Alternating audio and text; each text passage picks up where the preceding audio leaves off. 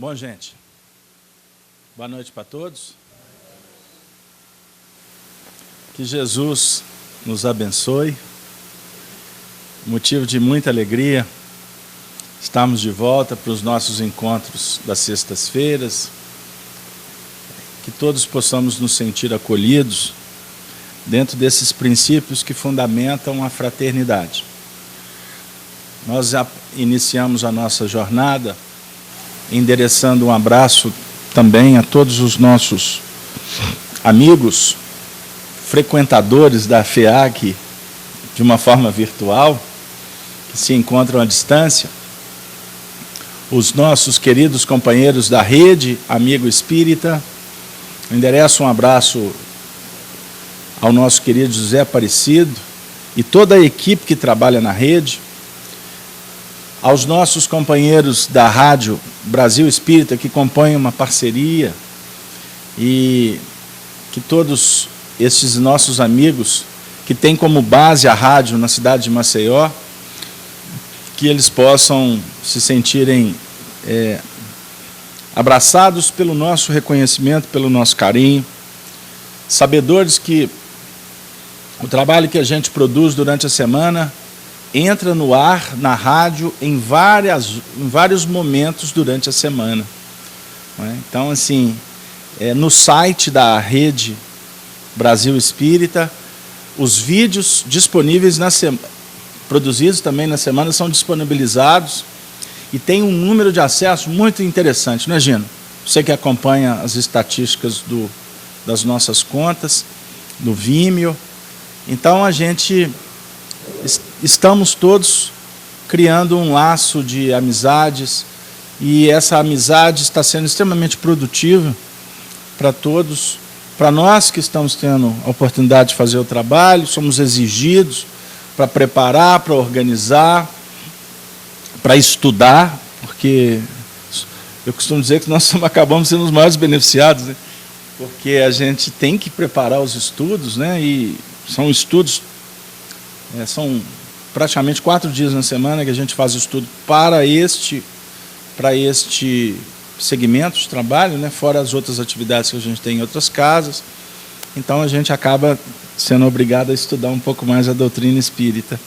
Então, que todos, nesse momento, eu aproveito agora para abraçar os amigos da FEAC, né? Os trabalhadores da FEAC, os amigos de Belo Horizonte, do Grupo Sheila, nossa amiga Alessandra, a quem eu me recordo agora, o nosso querido Antônio Luiz, Toninho, conversei com ele, ele mandou um abraço para todos, disse-me que acompanha com a Geralda todas as sextas-feiras, lá da casa dele, lá no Carlos Prates, né? Então, Toninho, continuamos firmes aí.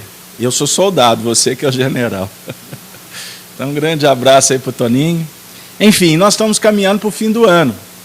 Então, que os nossos estudos de hoje e de sexta-feira, que será a última, que antecede o Natal, porque nós vamos interromper para voltar só em janeiro, que a gente possa também viver aqui na FEAC momentos de reflexão que envolve a este movimento do final do ano, do final do ciclo, de reflexões importantes para todos nós. Sem delongas, nós vamos fazer então o estudo do Livro dos Espíritos, que é a obra básica da doutrina espírita, ditado em 18 de abril de 1857. Eu estou achando que o meu livro é de 1857, olha para vocês verem como é que ele... Coitadinho, está caidinho aqui. O livro é dividido em 4 partes. Nós estamos trabalhando a primeira parte da obra, no capítulo 2, intitulado Elementos Gerais do Universo. Na última semana, nós trabalhamos a questão 27A e 28. E hoje eu não vou reler, porque elas são longas, e o assunto, na realidade, já está dando continuidade. Então, vamos trabalhar hoje a partir da questão 29. Allan Kardec faz a indagação da seguinte maneira. O assunto é propriedades da matéria. A ponderabilidade é um atributo essencial da matéria? Resposta. Da matéria como a entendeis. Sim. Mas não da matéria considerada como fluido universal. A matéria etérea e sutil que forma esse fluido é imponderável para vós, mas nem por isso deixa de ser o princípio da vossa matéria pesada. Um comentário de Kardec. A gravidade é uma propriedade relativa, fora da esfera de atração dos mundos. Não há peso, do mesmo modo que não há alto nem baixo. Então a matéria, como nós a entendemos, ela é ponderável. Mas na realidade nós já estamos no século XXI. A pergunta foi feita na década de 1850, há mais de 150 anos. Então, hoje a gente reflete, trabalha com energia, né? Então, não podemos dizer que a matéria é só aquilo que é ponderável, né? Que tem peso, densidade. Então, a matéria está em vários níveis, né? Por exemplo, agora acabou de materializar o Marco Aurélio, que tem peso, que tem volume, ocupa espaço. Agora está ocupando o espaço da cadeira. Só para a gente já começar assim de uma forma descontraída, né, Marcão? Boa noite, Marcão. Então, agora, a consideração aqui do fluido cósmico universal. Estão lembrados? O que é o fluido cósmico universal? É a matéria primitiva. A essência de todas as matérias conhecidas, elas têm como base o fluido cósmico universal. Bom, aí o Kardec, quando faz um comentário sobre a questão gravitacional, é importante também, porque vai definir o quê? Que se aqui a matéria para nós tem peso, ela tem peso por conta da gravitação, não é isso? Então, quando você solta um objeto no ar, ele vai ser atraído para o solo, não é isso? E é óbvio que a questão da densidade da massa é importante para que ela proporcione um efeito mensurado, ou percebido, vamos dizer assim. Porque quando um objeto está caindo na direção do solo, de uma certa forma, o solo também está se movimentando. Temos que parar para pensar, né? Obviamente que olha a proporção da massa, mas existe, sim, um processo de atração nesse contexto. Pesos diferentes. São pesos diferentes. Aí, só para não perder a viagem, o nosso corpo espiritual tem um peso. Nós não temos um peso no corpo físico? O corpo espiritual também tem. Sabia? Quando a gente desencarna, a gente vai para uma outra dimensão, certo? Nessa outra dimensão, nós vamos nos deslocar. Nós ocupamos espaço. Obviamente, com um contexto energético diferente, vibracional diferente. Mas um fato científico que os espíritos nos apresentam é que quanto mais materializado é o espírito, quanto mais vinculado às coisas da Terra, mais dificuldade ele vai ter no plano espiritual. Deu aí? Quanto mais evoluído é o espírito, mais ele tem liberdade de ação. Quanto mais apegado, tem espíritos que desencarnam e se arrastam no mundo espiritual. Se arrastam. Tem dificuldade de locomoção. Porque o peso, o tipo de energia que a gente metaboliza ao nível mental, tem influência no nosso corpo espiritual. Fiz-me claro? Alguma dúvida? Então, é importante a gente entender o que realmente significa purificação. Purificação não é a gente leva para o lado dos pecados, etc., mas na realidade a purificação tem a ver com sublimação. com alteração energética, com uma performance mental diferente, qualidade de vida espiritual, mental diferente. Então, se nós nos alimentamos, a nossa alimentação é escolhida de acordo com as nossas necessidades, o espírito também tem as suas necessidades. Por isso é que, quando Jesus diz, vós sois a luz do mundo, ele está apresentando para nós uma performance energética nossa. E essa performance tem a ver com assimilação e desassimilação, igual a matéria. Aceleração, desaceleração. O nosso psiquismo opera assim. Fiz-me claro? Quando você faz uma oração, você tem um bom pensamento, você vai estar trabalhando com energias mais sutilizadas. E isso, qual que é a reação que proporciona? Bem-estar. Quando você vai trabalhar com energias mais densas, qual que é a reação? Mal-estar, peso, dificuldade, cansaço, não é? Falta de elementos que possam garantir a nossa sanidade, o nosso equilíbrio espiritual. Por isso é que hoje a doutrina espírita, ela nos apresenta o mundo espiritual de uma maneira extremamente científica. Científica, porque é ação e reação. Princípio de Newton, ação e reação.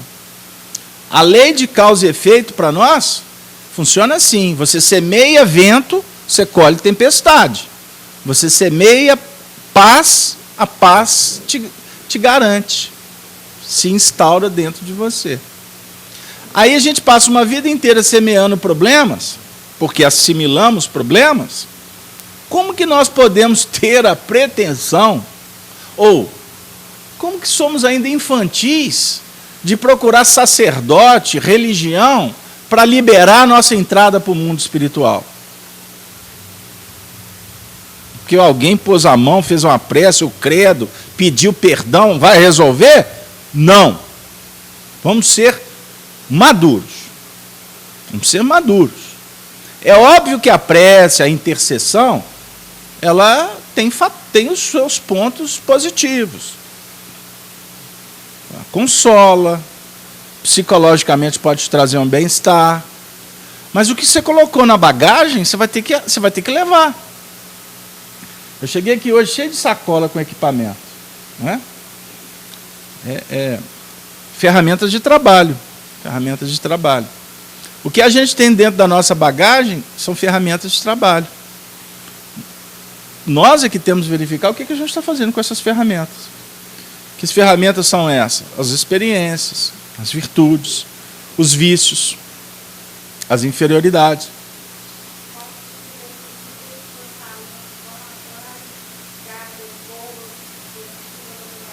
Não tenha dúvida. Sua mente é um espelho. Lembra disso. Como é que é seu nome? A nossa mente é um espelho, Elaine. Qual que é a função do espelho? Refletir. Então você posiciona o seu espelho na direção dos seus interesses. Você escolhe aonde você vai posicionar o seu espelho. Então, se você posiciona o espelho naqueles movimentos difíceis, luzes que, ao invés de auxiliar, dilaceram, automaticamente você estará dilacerando a si mesmo e contribuindo para a dilaceração do semelhante. Isso tudo são ações que trazem reações. Então você sintoniza, você quer escutar uma rádio, a Márcia, vocês conhecem a Márcia? A Márcia, nossa querida amiga, fundadora da FEAC, né? Ué, você está ficando velho igual eu. Hein, Márcia? A Márcia, todo domingo de manhã, ela liga na rádio Itatiaia para escutar o primo dela, a Cira Antão, que é Márcia Antão. Né? Então, o que a Márcia... Tem sábado também, durante a semana, tá vendo como é que ela é fiel? Aí, você vai escutar o Acir Antão, você vai escutar lá Nelson Gonçalves, Pixinguinha, né? Não é isso? Só a hora do coroa. É só música puxa vida, porreta. Valdir Soriano, vocês vão escutar lá uma série de cantores com que tiveram belas histórias na música. Continuando. Mas a Márcia, quando termina o programa, ela vai ou desligar o rádio ou vai sintonizar num outro programa. A mente nossa funciona assim. A mente, como espelho, você vai posicionar para entrar numa frequência, registrar uma frequência. Aí você estabelece o quê? Sintonia nessa frequência. Então, se você quer escutar uma música antiga, você vai colocar no programa do Assir Antão. Agora, se você quer escutar um outro tipo de música, você vai sintonizar em outra rádio. E quando você sintoniza, vai acionar o mecanismo das suas afinidades. Ou seja, afinidade já começamos a trabalhar na física com sentimento. Né? Gostaram? Física trabalha sentimento. Sentimentos. Né? E quanto mais você escuta Assir Antão, o programa do Assir Antão, A Hora do Coroa, mais você vai estabelecer aqueles registros na sua intimidade. Daqui a pouco você não vai nem precisar ligar a rádio e tatear. De manhã você já começa a cantarolar as músicas do programa da Hora do Coroa, porque você já estabeleceu um nível de afinidade. Então, nas nossas relações entre pessoas, entre espíritos, o mecanismo é assim que acontece. Porque nós vamos sintonizando, escolhendo o que nós queremos sintonizar. Eu quero um bom assunto? Tá. Eu quero uma conversa edificante? Vamos lá, vamos sintonizar o rádio. E vocês estão observando que eu estou na Hora do Coroa, eu estou no seletor. Né? Porque o meu rádio é a válvula. Vocês nem entenderam o que é o seletor, né? Porque esses meninos de hoje só apertam o botão, daqui a pouco só fala, aí o rádio muda sozinho. Então, a frequência do rádio aqui, a gente vai escolher uma anedota, um esporte, você vai escolher uma música que te traga tranquilidade. Aí, se você quiser ter belos sonhos espirituais de alta envergadura, você coloca um funk para dormir, entendeu? Um rock and roll pesado. Olha, a sintonia será? Puxa vida. Pegaram lá? Na sistemática da vida, quanto mais você vai frequentando estas sintonias, você, portanto, está elaborando a sua realidade espiritual. Por isso que não tem mágica. Quando você desencarnar, você vai desencarnar como você é. Você não vai virar nem santo, você não vai virar anjo e muito menos demônio. Você vai chegar lá no mundo espiritual como você pensa, como você sente. Agora, é óbvio que lá a sua reação, a sua conduta tende a mudar em vários aspectos, porque você vai cair na realidade. Porque aqui, muitas vezes, a gente caminha na ilusão. E se julgando o lúcido. Se julgando aquele que conhece, sabe de tudo. Eu conversava com um amigo hoje por telefone, um grande amigo.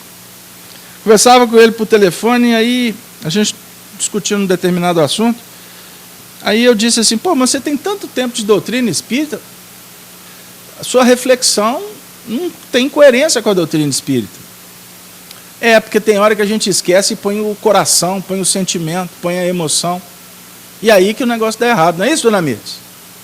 Porque a doutrina espírita apresenta para você um arsenal de informação. Agora, a aplicação vai depender exatamente da sua realidade. Por isso é que eu não posso cobrar. Eu conversava isso com a Dora aqui antes, não foi, Dora? Eu não posso cobrar um comportamento de um companheiro que está comigo trabalhando há 50 anos no espiritismo. Posso cobrar dele um comportamento X, porque ele tem 50 anos de doutrina espírita. Tem menino aqui, eu conversava com o Gino, né? Tem crianças na evangelização que já tem comportamento que dá de 10 naqueles que estão há 30 anos frequentando reunião mediúnica, dando passe, fazendo palestra, coordenando centro espírita. O menino na evangelização tem muito mais lucidez do que alguns, que já reflete no comportamento dele. Por quê? Porque já traz uma bagagem de lucidez espiritual. Então não é porque você está dentro de um contexto, lendo livro, participando de seminário, palestra e etc., que você vai dar recados extraordinários. Então a gente tem que ir com calma. Porque não existe mudança radical. Existe um processo de transformação que é gradativo, que não pode ser impositivo, mas ele precisa ser direcionado. Ele precisa ser equilibrado e consciente. Por isso é que Jesus, olha o que eu vou dizer, não dá para evoluir, para nós espíritas, não dá para evoluir sem Jesus. É impossível. Por quê? Porque ele, o tempo todo, apresenta para nós um paradigma novo. A gente está fazendo um estudo do Apocalipse na quinta-feira, tem alguns companheiros da FIAC que acompanham. Tem 2 semanas que a gente está refletindo sobre a performance de Jesus no nosso processo de despertamento. Que o papel de Jesus é de semear. Jesus inocula. Ele oferece todos os recursos que nós precisamos. E o grande lance dele é que ele semeia silencioso. Ele dá calado. Sem que a gente perceba, ele está te oferecendo alguma coisa de diferente. O extraordinário, um dos lances, dos fatos mais extraordinários de Jesus, é exatamente a capacidade que ele tem de se apagar. Olha o que eu vou dizer. O grande lance de Jesus é o silêncio dele. O Honório Abreu, nesses estudos nossos de Apocalipse, lá atrás, 99, Honório usou uma frase e eu tenho usado ela atualmente.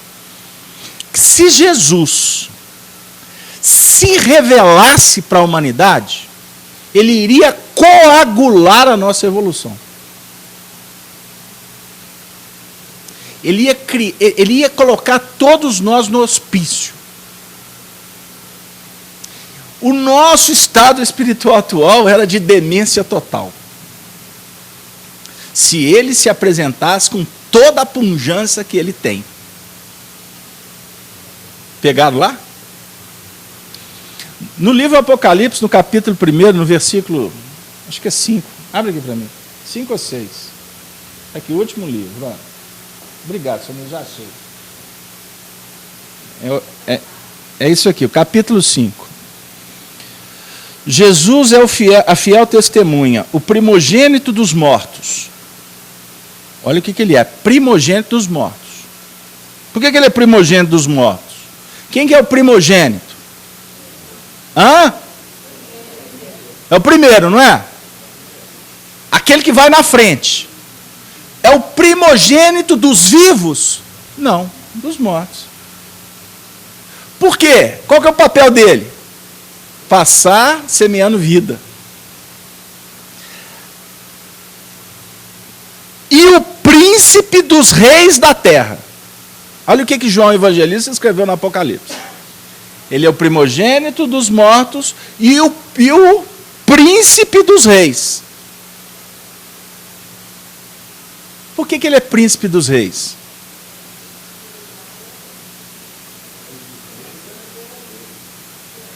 Por que ele é príncipe dos reis?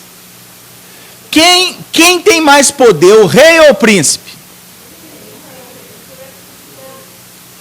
Não. O rei já está caminhando para o fim. O rei é transitório. O príncipe é que está inaugurando. Pegar lá? E com autoridade maior do que com o rei, do que do rei, que ele herda. E aí a gente brinca na linguagem dos antigos. Sim, a gente brinca com a linguagem dos antigos que quem herda não furta. Não é? Ele herda todos os recursos. Mas eu não queria trabalhar nesse lance.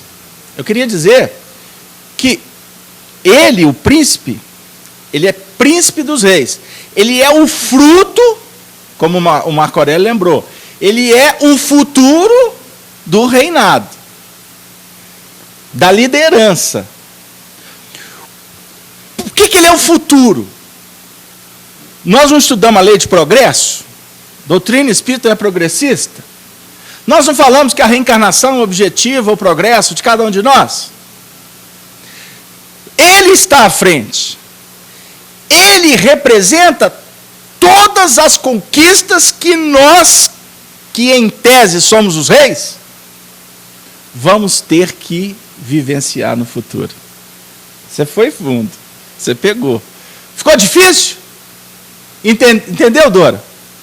Mais ou menos? Agora, por que ele é paradigma? Vamos falar dos reis de novo. Se a gente comparar, por exemplo, Jesus e Pôncio Pilatos, nós vamos verificar esse paradigma. Pôncio Pilatos não era o governador da Judéia? Na Judéia, Pôncio Pilatos era o máximo. Ele era representante de César, de Tibérios, certo? O cargo dele foi concedido, foi homologado por Tibério. Ele, diante de Jesus, viveu o mesmo desafio que nós estamos vivendo diante de Jesus. Ele representava a autoridade máxima da terra. Mas a autoridade máxima da terra é contraditória.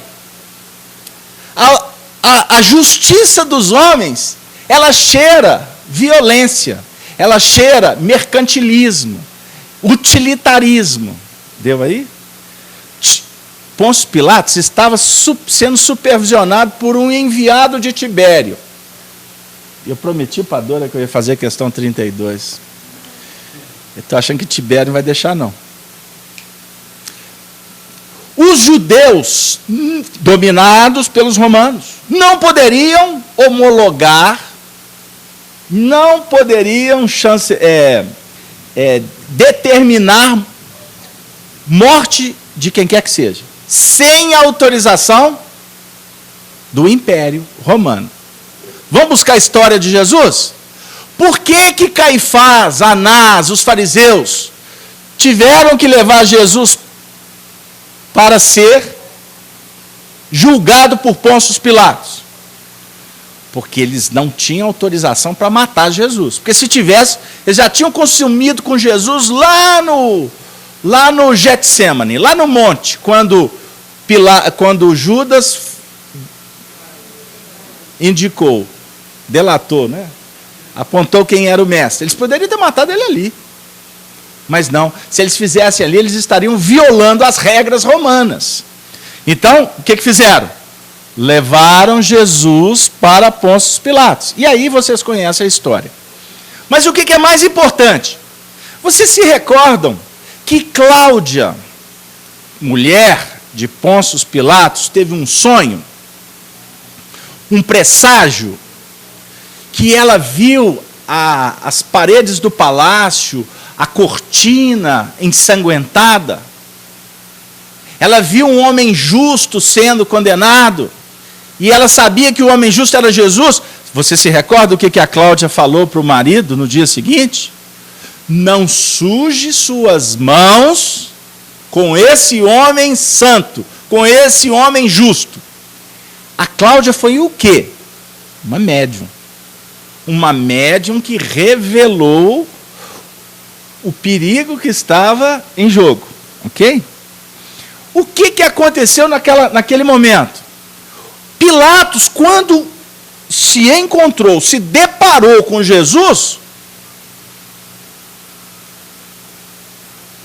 pela primeira vez ele tremeu as bases. Pela primeira vez.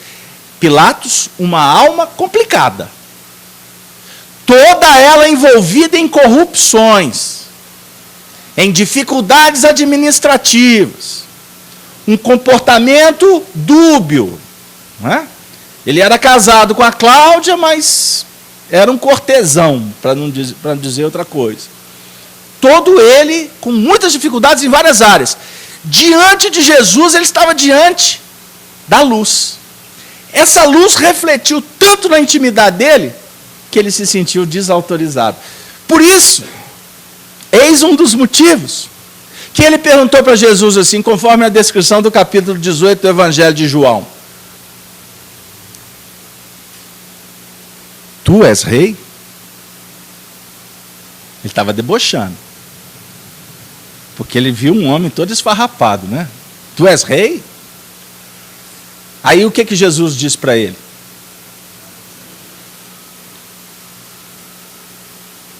Tu o dizes? Ou disseram para ti que eu sou rei? Ele devolve a pergunta. Quando Jesus devolveu a pergunta para ele desestruturou a base toda de Pilatos. Primeiro, sabedoria. Mas não é sabedoria no sentido de intelectualidade. É porque Jesus percrustava a intimidade dele. Jesus lia o pensamento dele. Jesus conhecia a intimidade dele, como o médium por excelência que Jesus era. Ele sabia o campo magnético, ele sabia a história espiritual, ele sabia o planejamento reencarnatório de Pôncio Pilatos. Olha para vocês verem. Eu não vou complicar mais não, porque senão a história nem acaba. Você está dizendo que eu sou rei? Ou disseram para você? Mais à frente, Pilatos torna a perguntar: Tu és rei? Qual foi a resposta de Jesus? Emmanuel, o nosso benfeitor do Brasil, disse assim, e Jesus respondeu com o maior silêncio que a humanidade já ouviu. Respondeu com silêncio, não calou. Emmanuel até disse que ele podia advogar em causa própria, porque das leis ele conhecia, porque ele que formulou as leis nossas. Observe o que a gente quer falar agora. Por que ele é o príncipe dos reis? Porque ele vivia as leis que deveriam ser norma de conduta dos reis. Confundir? Qual que é a grande dificuldade do que gerencia, do que comanda? Qual que é a grande dificuldade?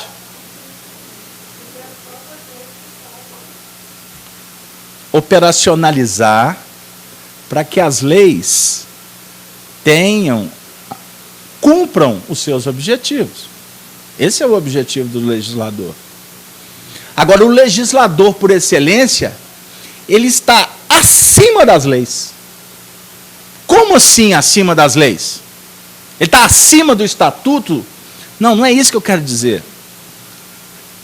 Que ele tem tanta capacidade de gerenciamento que ele sabe até os furos da lei e a sua competência ajusta para que os processos aconteçam apesar da lei. O negócio é complicado. Só que eu estou achando que está muito filosófico. Tá? É complicado? Microfone, só um minutinho. Vai passando aí para mim. Então, eu vou passar para vocês. Então, o príncipe dos reis vive em plenitude as leis. Vou voltar na condição de Jesus. Qual que foi a grande performance dele? Não foi o seu silêncio? Sendo torturado sem reclamar? Judas o traindo, perdoando, compreendendo todos os mecanismos que envolvia cada um daqueles que o seguia e os que o perseguiam, de chegar no ápice da cruz e falar assim: Pai, perdoa-o, porque eles não sabem o que fazem. Então, fica uma seguinte reflexão para nós. Nós ainda queremos nos comportar, conhecendo a doutrina espírita, nós ainda queremos nos comportar como Pôncio Pilatos. Nós queremos ser o rei. Como Herodes. Quando Herodes ficou sabendo que ia nascer uma criança que era o Messias, o que Herodes mandou fazer? Matar os primogênitos que nasceram naquele período. Nós estamos nos aproximando do Natal. É necessário que a gente entenda isso. Casalberto, mas todo ano eu escuto essa história. Então, esse ano, eu espero que você aprenda mais um pouquinho, porque se eu repetir essa história 365 dias, eu terei sempre um recurso para aprender. Pôncio Pilatos estava diante de Jesus totalmente confundido. Ele queria ser um homem melhor, mas não conseguia. Ele queria, de alguma sorte, ser justo, mas o que vigia dentro dele, né? O que vigorava dentro dele, eram as complicações do mundo. E Jesus, que não era absolutamente nada no contexto social, era ou não era? Ele era apagado. Ele nasceu no meio do povo, não foi isso? Era o rei dos reis. Aí eu, só para não perder a reflexão total, porque o final é que costuma ser tão mais marcante, Pilatos tornou a perguntar: tu és rei? Mas Jesus carinhosamente disse: o meu reino não é desse mundo. Aí ele diz: o meu reino ainda não é daqui. Então, quando ele fala ainda não é, o que é que nós podemos subentender? Que será. Só em imaginação, como disse o poeta? Só em imaginação? Não. Será com firmeza. Quando será? Em cada movimento nosso que vai se apresentando em termos de justiça, em termos de ética. Porque o reino dele não é reino aí de fora. O reino de Jesus, a sede não vai ser a ONU. Não vai ter um departamento em Brasília, em Washington, em Berlim. Não. O reino dele é estado de alma. Deu aí? Pode falar, Daniel. Mesmo que eu te falei hoje que eu assisti o Filho de Deus, né? E eu não sabia dessa passagem do sonho da esposa do Pôncio Pilatos. E no filme, só de você contar isso aí, você já contou metade do filme. Mas uma coisa interessante também que me lembrou agora, que quando Jesus chega no templo, os sacerdotes, eles gozam Jesus, né? Falam, chegou o rei humilde e montado num burro. Sim. Né? Então eu achei até engraçado essa parte, porque o rei humilde montado num burro. Dentro da configuração do reino da terra, não é rei nem aqui, nem na Conchichina, né? Bom, nós vamos dar boa noite para o Marco Aurélio. Marco Aurélio, boa noite, pessoal do chat. Por favor, microfone. Eu gostaria de saber, Marco Aurélio, sobre as participações do pessoal, se já temos. Por favor, abre o microfone. Boa noite, Beto. A Maria Peixoto, ela está dizendo que na questão da sintonia que nós estávamos falando aqui, né, que você estava falando mais cedo, que mandando um abraço para todos aqui e dizendo que é a terceira vez que ela sintoniza na FEAC, e está gostando muito, mandando um abraço para todos. E gostando muito da explicação sua aqui da nossa palestra. Muito obrigado, Maria. E o Tiago, nosso companheiro aqui, ele pergunta o seguinte: na questão do Pôncio Pilatos, ele faz uma comparação que Pôncio Pilatos foi um instrumento ali, naquela hora. E aí ele pergunta, né? Pergunta ao Beto, por favor, porque geralmente só vemos que nos tornamos instrumento na hora que já está dentro do contexto. Que ele antes ele não percebe, né, não não poderia pensar que seria instrumento naquela hora. Depois que a mulher avisou e tudo, ele estava já no processo. Né? Sim. É isso que eu pergunto. Bom, muito obrigado, Tiago. Bom, gente, o grande lance da vida é observar os sinais.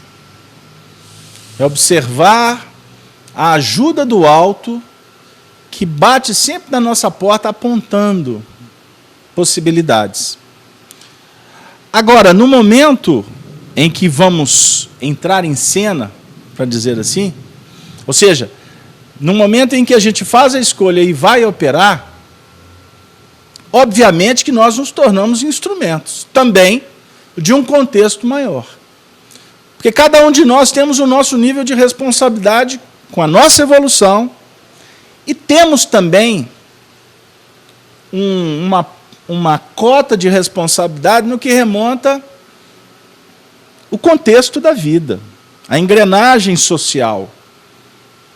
Então, você, por exemplo, é membro de uma família. Quando você faz determinadas opções, isso redunda em responsabilidade pessoal, como também respinga naqueles que estão ao nosso lado. Então, todas as nossas atitudes, elas são muito mais abrangentes do que a gente imagina.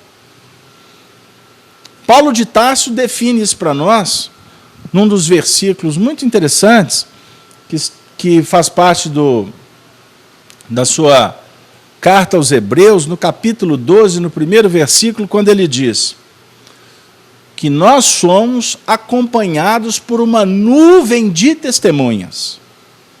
Uma nuvem de testemunhas. Então, são as testemunhas que estão no mundo espiritual e as testemunhas que estão ao nosso derredor.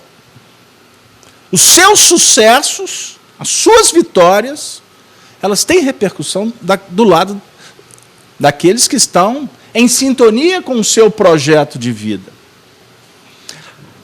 Muitas vezes a gente costuma dizer assim, puxa vida, eu fiz isso, mas eu não sabia. Ai, se eu soubesse, eu não tinha feito. Já aconteceu isso com vocês? Porque você foi ver como é que o negócio tomou uma proporção que extrapolou a sua performance, o seu âmbito de contenção. Então, o que a vida está nos contando nesse momento de transição planetária? Que nós precisamos ser mais cautelosos.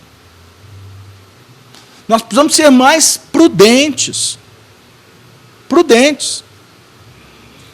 Hoje, tudo que a gente faz, nós temos a nuvem de testemunha nos tempos atuais é muito maior do que as testemunhas da época do Paulo de Tarso. Não é verdade, Dora? Sorria, você está sendo filmado. Até no elevador. Não tem uma história assim? Tem câmera para tudo quanto é lado. Mas não é só isso. Isso é simbólico.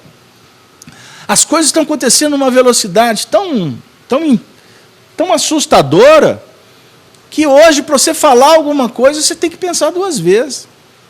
Não é verdade? Você pode ser classificado como radical. Você pode ser, dependendo da forma como você coloca uma frase, você pode ser considerado racista.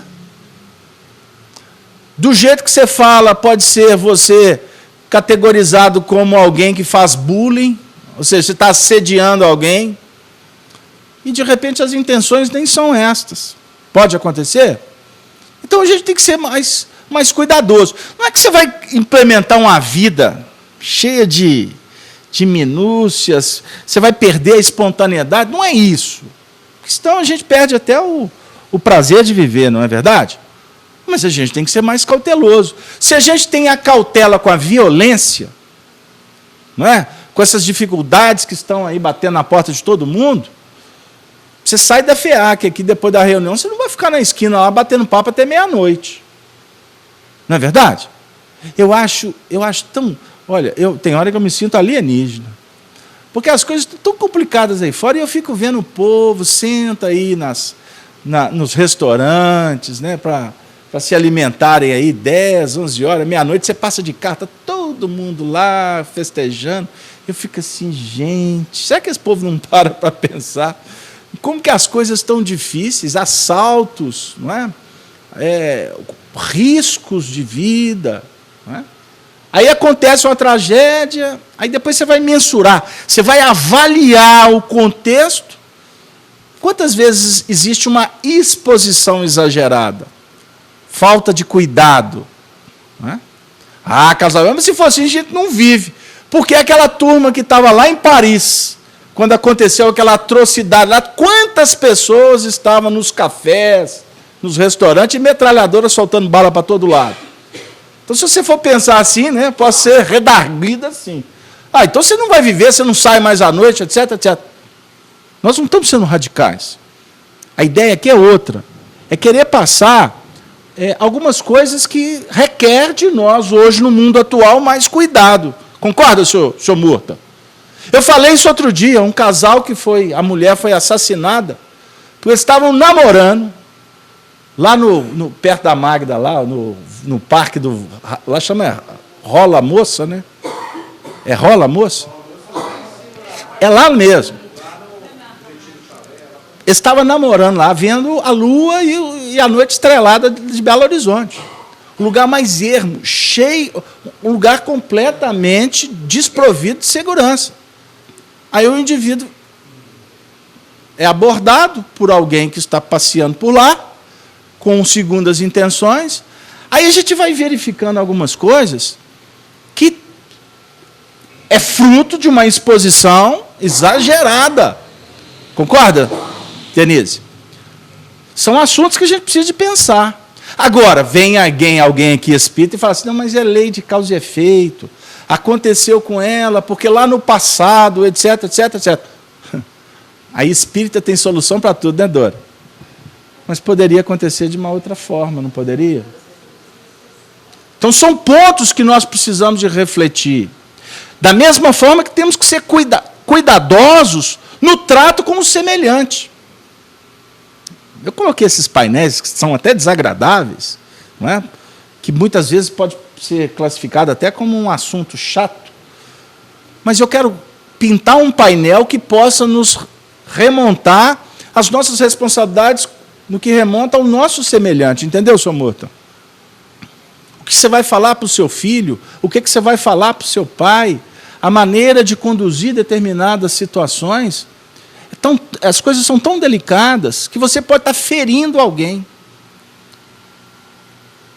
E com todo cuidado a gente ainda já comete determinadas atitudes que são dolorosas, que a gente responde por isso por décadas, não é assim? Então, gente, o momento atual ele é muito propício para que a gente seja um pouco mais cuidadoso. Porque esse momento é um momento do despertar. A Sony foi lá atrás falar sobre o despertar, a evolução consciente, não foi?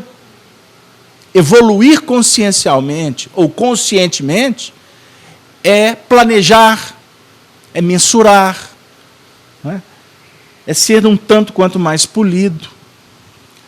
Certa feita, o Honório comentou uma coisa com a gente que eu não me esqueço. Só olha, quando alguém bater na sua porta pedindo ajuda, você perceber que é a caridade em ação, não vai de peito aberto. Não vai. Porque você pode encontrar das situações das mais diversas possíveis. Vá com amor e com prudência. Vá com vigilância. Porque até com o afã de querer ajudar, você pode se complicar. Até no afã de ajudar, você pode se complicar. E nós, nessa curta passagem nossa aqui, nós temos catalogados experiências extremamente difíceis. Que a gente apostou demais, deu demais, e o indivíduo não tinha condição de receber o recurso que foi dado. Não tinha condição de receber o recurso que foi dado. Né? E quando sair para ajudar, espere o mesmo prêmio que Jesus recebeu. Aí é o nosso diálogo, né, Dora? E Jesus deu a vida Foram anos e anos cuidando da gente. Aí no final, viraram as costas para ele, esquecem tudo. A ingratidão é um sentimento que ainda vige dentro da gente. Não é? O indivíduo deu a vida por você. Um dia que ele estava mal-humorado, um dia que ele não estava com disponibilidade de conversar com você, é o suficiente para você tomar antipatia dele. Não tem umas histórias assim? Quer dizer, o que foi feito, seu Murta? Ou seja, isso é uma relação utilitarista. Enquanto o indivíduo faz o que eu quero, ele serve. No dia que ele não me atende mais... Dora, a matéria é formada de um só ou de vários elementos? De um só elemento primitivo, é a questão 30. Os corpos que considerais simples não são verdadeiros elementos, mas transformações da matéria primitiva. Olha que interessante. Toda a matéria existente no universo, ela parte de um princípio elementar. Pegou? É como se houvesse uma molécula, né? Uma molécula única, eu vou falar como molécula, talvez nem seja tão ajustado. Um elemento único, e dele vai havendo as transformações para que a gente tenha essa diversidade de recursos. Allan Kardec, por exemplo, explica no livro A Gênese os milagres de Jesus. Estudem o livro A Gênese. É uma obra extraordinária. Aí ele escolhe alguns milagres, ditos milagres de Jesus, e faz uma explicação à luz da doutrina espírita. Aí a gente vai entender que, na realidade, não era milagre. Jesus conhecia as propriedades da matéria. Ele é o doutor de todas as ciências. Então, fazer transformação da matéria, para ele, era a coisa mais simples do mundo. Para o cientista ir para o laboratório fazer manipulação. Só que ele conhecia os recursos e manipulava com o poder da mente. Com o poder da mente. O companheiro me ligou, desesperado esse final de semana, pedindo ajuda para um ente querido da sua família.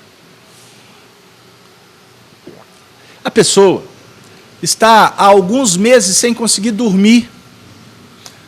E quando concebe um pouquinho de um certo sono, pesadelos horríveis, e a pessoa perdendo energia, naturalmente, sistema imunológico fragilizando, e aí vem um efeito cascata, e a pessoa, esse amigo, lembrou da gente, da FEAC, e ele entrou em contato e pediu que eu trouxesse o nome da pessoa para as nossas atividades de oração. Isso foi, parece que no sábado, no domingo, e eu pedi para ele ficar em oração, mas que na segunda-feira, que é o dia da nossa atividade, que ele entrasse em contato comigo de novo para me passar os dados. Aí ele falou assim, pega de uma vez. Eu falei assim, não, é segunda que eu pego. Não, mas não dá para você pegar agora. Eu falei assim, segunda-feira que eu pego. Na terceira vez eu falei assim, eu posso te esperar segunda-feira? Ele deve ter pensado, é muito chato esse indivíduo. Mas tudo bem, ele precisava. Então, como ele precisava, eu podia, inclusive, agir do jeito que eu agi. Não é assim? Bom, o meu objetivo era didático. Eu queria, além de dar um recado para ele, evangélico, mas também um ensinamento doutrinário espírita, que depois foi possível eu explicar. Naquela hora não era o momento oportuno. Embora muitas vezes o indivíduo quer parar a vida, parar o mundo que eu quero descer, né? Isso é Raul Seixas, né? Para o mundo que eu quero descer. Para o mundo, porque você tem que me atender. Bom, mas ele o fez, né, prontamente, necessitado e com muita fé. Na segunda-feira entrou em contato muito rápido, mandou uma mensagem com o nome, etc, etc. Nós trouxemos para a reunião. Durante a reunião, foi feito um atendimento espiritual à distância. E eu chamo a atenção de vocês, porque isso é feito individualmente, como cada um aqui pode fazer, porque não tem que colocar nome e ficar ditando nome, a não ser quando são atividades para isso. Não é? Então, quando você tiver que trazer pedido para alguém, você é o responsável por esse pedido. Então, quando você sentar aqui na reunião, na Casa Espírita, você como responsável, você pode ajudar aquele que você está trazendo o nome. Ok? Como é que eu vou fazer isso, Carlos Alberto? Pois é. Nós podemos discutir isso em outro momento. Mas o que aconteceu? Eu peguei o nome, fizemos prece, a pessoa foi atendida. No dia seguinte, ele me procurou dizendo: eu tenho que agradecer a vocês da FIAC. Porque desde o momento em que eu falei com você, sei lá, se foi no sábado ou no domingo, que seja no domingo, que eu falei com você, você acredita que a pessoa começou a ter uma melhora? E naquele dia ela já dormiu. Ela conseguiu dormir. Foi no sábado mesmo. No domingo, para a segunda, ela dormiu de novo. Mas na segunda ela piorou. Piorou de me deixar com o cabelo em pé. Mas o dia foi muito tumultuado. E quando foi à noite, no momento da reunião, eu observei que ela ficou sedada, completamente sedada. E dormiu, e acordou na terça-feira de uma forma extraordinariamente diferente. Observe. Ele entrou em relação conosco, houve uma resposta. No momento em que ele vem pedir, com fé, ele já está fazendo, ele já está contribuindo para a manipulação energética do processo. Ele disse para ela: eu vou procurá-los. E ela disse: procure mesmo, porque eu estou precisando. Então, no momento em que ela fala, procure mesmo que eu estou precisando, ela também está fazendo uma modificação da matéria mental, dos elementos que circundam a nossa psicosfera. E o movimento foi acontecendo em alguns dias. Até que no dia da reunião ela piorou. Por que ela piorou? Porque existe a manipulação da matéria, das energias, que tem implicações no mundo espiritual. Porque todos nós temos os nossos afins. Todos nós temos as nossas sintonias espirituais. No caso da moça, a sintonia dela era de frequência baixa, de densidade complicada, o que estava levando ela para a derrocada, para a queda. No momento em que começa a acontecer uma intervenção, uma mudança, isso redunda num plano espiritual. Pegou? Por que ela teve a piora? Porque os espíritos que estavam assediando-a começaram a sentir perda de terreno. Começaram a sentir que a luz começou a invadir o processo. Aí aqueles espíritos que estavam acomodados, e espírito acomoda, espírito das complicações fica acomodado, porque o indivíduo já é joguete dele mesmo. Tudo que eles querem o indivíduo faz. E fala na sociedade como se fosse o dono da situação. Eu faço. O Tiago perguntou: como é que a gente sabe quando somos instrumentos ou não? Não foi a pergunta do Tiago?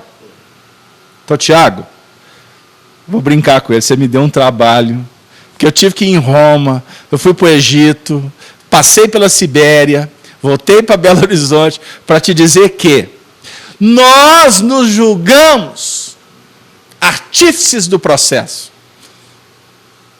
E, na realidade, costumamos ser simples marionetes. Vocês são da época da marionete? Né? O que é marionete? Marco, fala para mim o que é marionete. Abre o microfone aí. O que é marionete, Marco Aurélio? Aquele bonequinho que a gente movimenta, conduz ali, do jeito que a gente quiser. Não é assim? Tem alguma participação no chat? Não. A Cleusa está muito devagar, Cleusa. O que está acontecendo? Devagar. Cutuca ela aí. Ela só avisou que a Maria Peixoto, que está passando aqui pela terceira vez, agradecendo, é de lá também. Lá de Portugal? Portugal. Oh, e ela está convidando a turma da FIAC para ir para Portugal, hein? Vamos lá? Vamos montar uma caravana para levar a doutrina espírita para os nossos amigos lusitanos? Aí ela falou que ia me levar num palácio tal, num palácio X e Y. Eu falei assim, minha filha, se eu for para aí, eu quero ir lá para o cais do porto, para ficar convivendo com os mouros abandonados pela sociedade, porque eu vou para ir para curtir o palácio. Nós temos que ir para trabalhar com Jesus, não é verdade, Marcão? Mas, porque se for para o palácio, sabe o que acontece? Costuma ficar preso lá, porque é de lá que nós viemos. Pegaram lá o que eu estou querendo dizer? Nós manipulamos tanta energia para construir palácio, seu Murta, que hoje está todo mundo trancafiado no palácio. E dependendo do palácio, para ver se a vida melhora. Aí eu estou falando do Palácio de Brasília, né? Porque trabalhamos tanto com as riquezas da terra que hoje fica dependendo dos decretos do alto lá. E está todo mundo sintonizado com a bagunça, com a sujidade. Todo mundo não. Eu fui infeliz. A grande maioria. Mas existe muita gente séria nesse processo. Vamos lá? Pegaram aí, Dora? Como é que nós vamos manipulando a matéria? O Casalberto, e a menina, melhorou? Cenas dos próximos capítulos. Vamos continuar em oração. Posso ler mais uma? De onde vêm as diferentes propriedades da matéria? Pergunta 31. Das modificações que as moléculas elementares sofrem por efeito da sua união e em certas circunstâncias. Está no mesmo contexto. Manipulação das moléculas, alteração das bases estruturais, que os espíritos capacitados fazem isso para gerenciar o planeta. Por exemplo, nós, uma jurisdição ainda muito pequenininha, vamos trabalhando para gerenciar esse nosso cosmo, que é o nosso corpo físico. A matéria que está à nossa volta. Tem tudo a ver. Então, por exemplo, o nosso planeta ele está sobre uma jurisdição. Nós, muitas vezes, estamos um tanto quanto preocupados, ansiosos, porque as coisas caminham de uma forma muito complicada, não é verdade? Mas os espíritos têm repetido, ficais tranquilos. Não se turbe o vosso coração. Emmanuel bate muito nessa tecla, o Evangelho vence.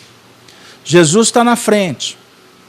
Então a gente está vivendo um momento de transição com tantas alterações, inclusive geológicas, climáticas, que fica todo mundo com o cabelo em pé e acreditando em um monte de porcaria que tem por aí.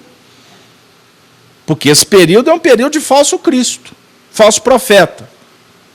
Estudem o capítulo 24 em diante de Mateus. Naqueles tempos, haverão falsos cristos e falsos profetas, que enganarão até os escolhidos. Está no Evangelho, foi Jesus quem falou. Então, hoje é um tal de acreditar em profecia, que vai acontecer isso, aquilo outro. Cuidado, que as más conversações corrompem os costumes. Isso é um pensamento de Paulo de Tarso. Agora, se eu for conversar com vocês sobre doutrina espírita, eu quero dizer para vocês que tudo que está acontecendo são fenômenos extremamente naturais. Ou vocês acham que está havendo aquecimento do planeta porque os homens estão destruindo a camada de ozônio?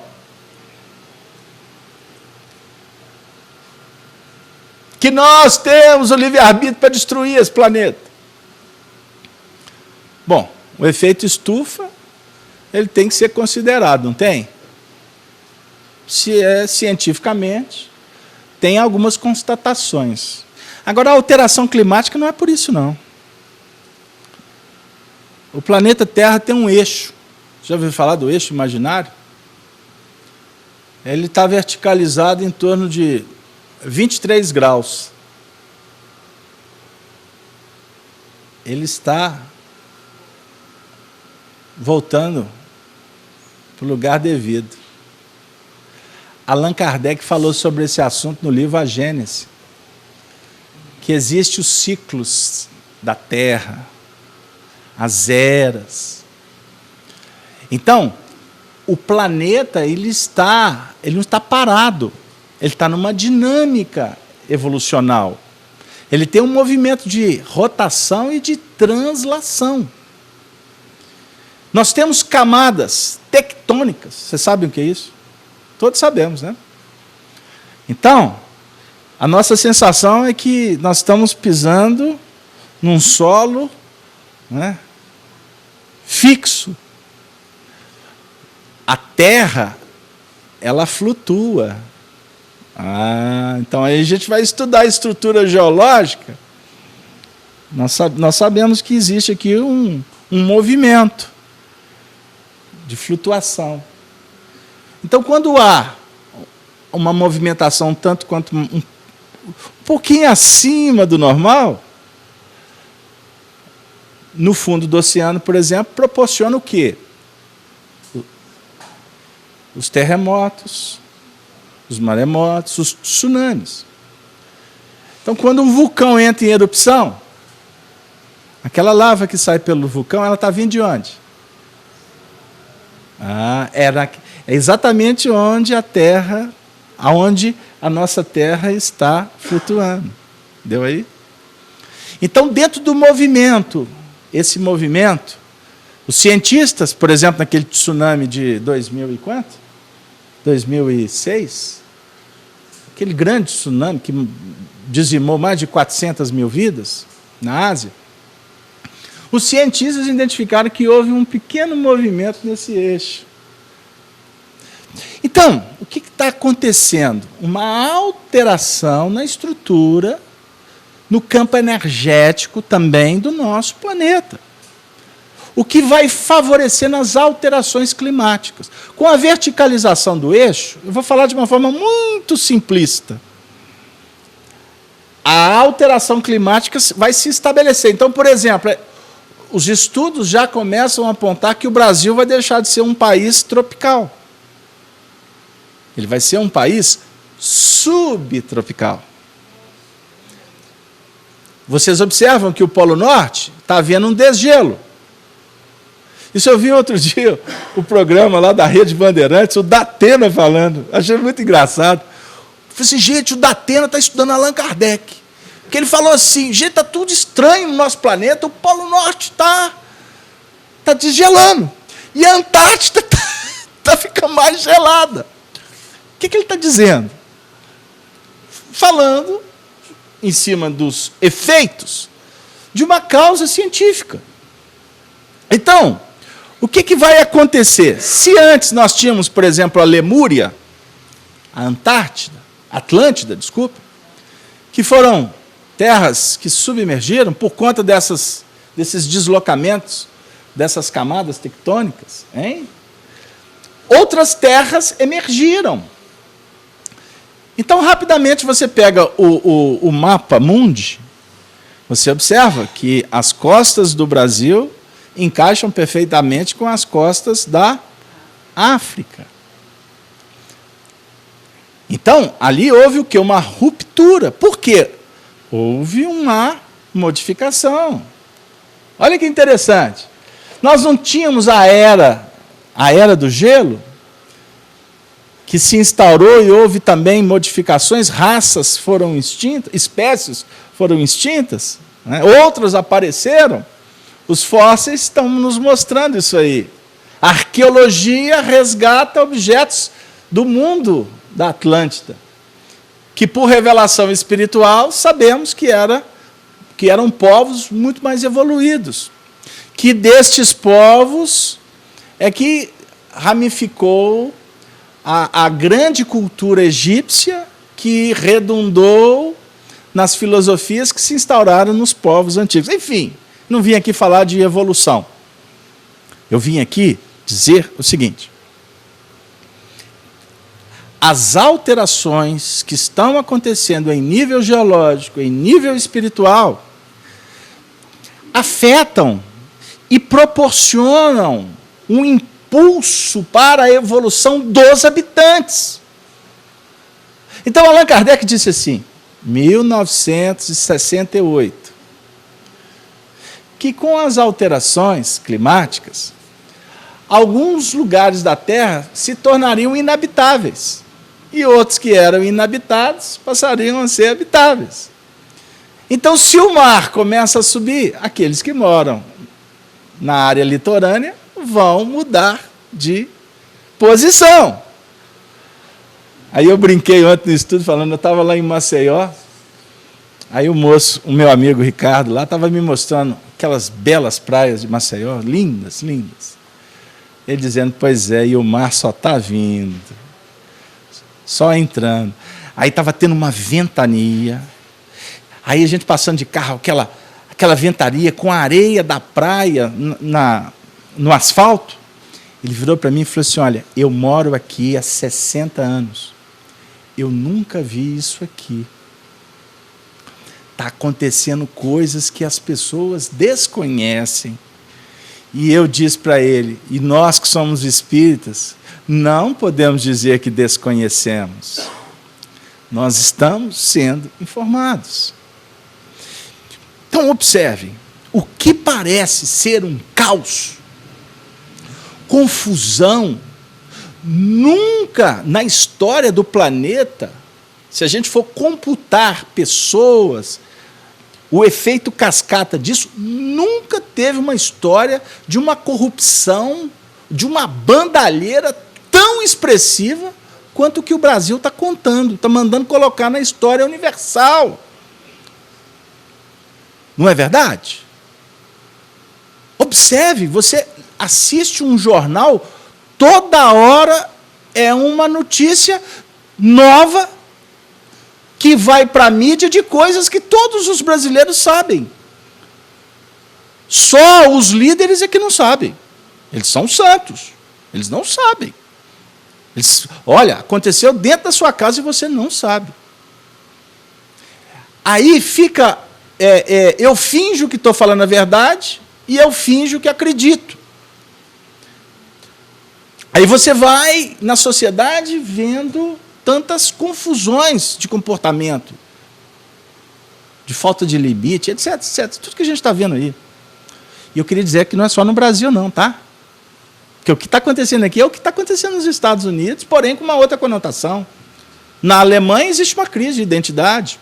O povo ariano, o povo germânico, está vivendo um processo extraordinário de mutação. Eles estão perdendo, inclusive, a identidade ariana.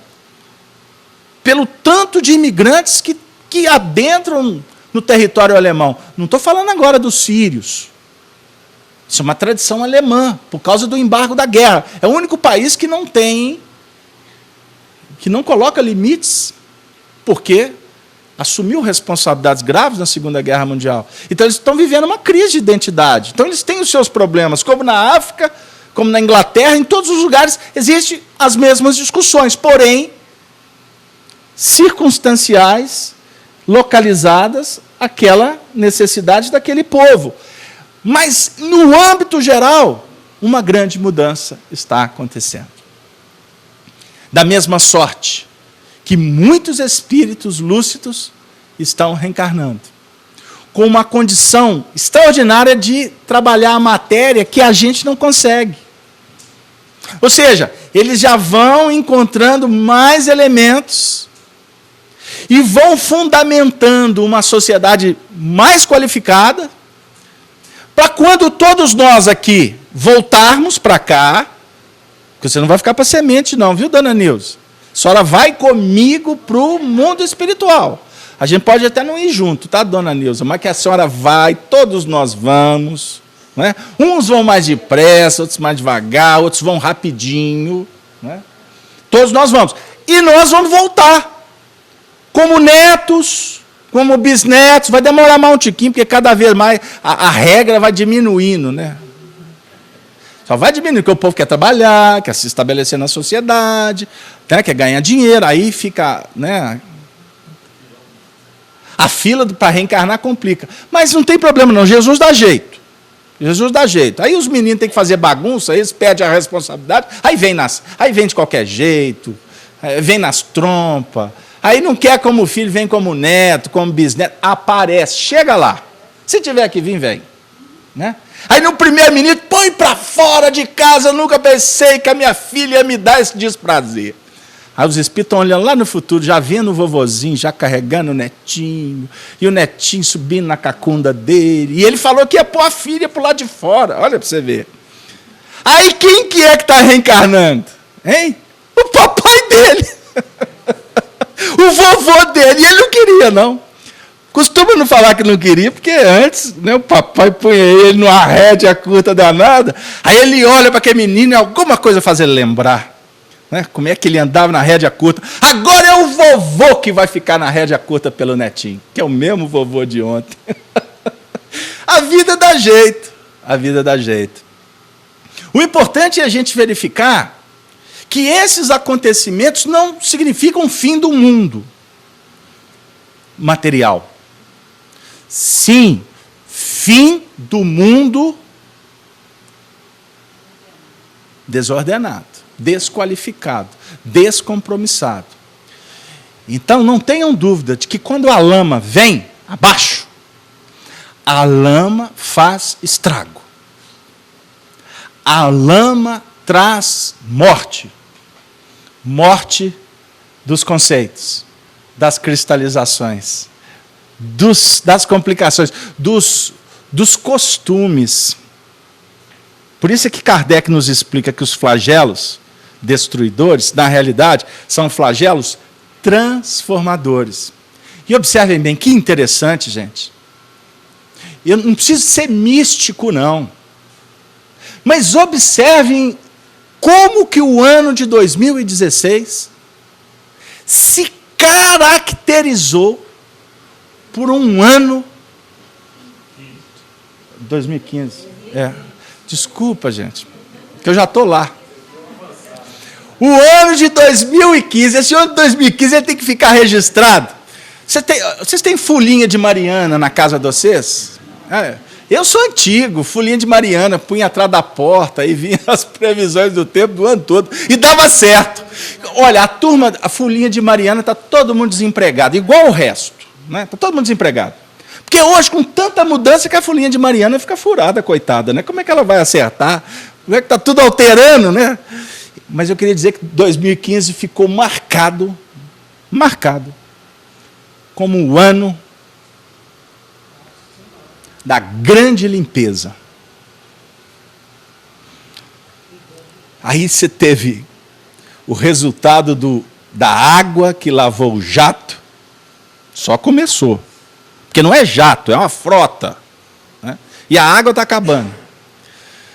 A gente vê essa lama que destruiu a imagem do nosso Estado, que tem a missão de ser o irrigador.